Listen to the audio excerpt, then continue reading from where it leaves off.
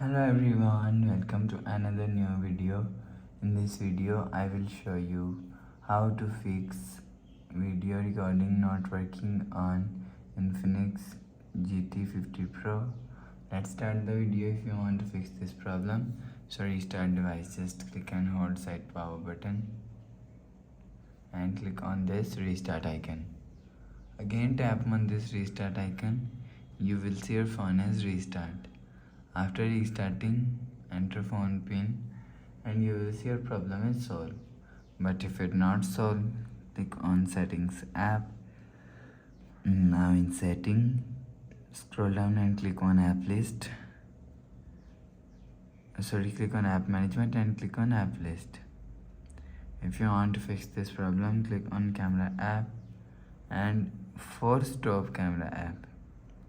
After force stop, go back to home screen. You will see your problem is solved. But if it not solved, again click on settings app. Scroll down and click on app management. Click on app list and click on camera and click on storage and cache. If you want to fix this problem, so click on clear cache. After clear cache, go back to home screen.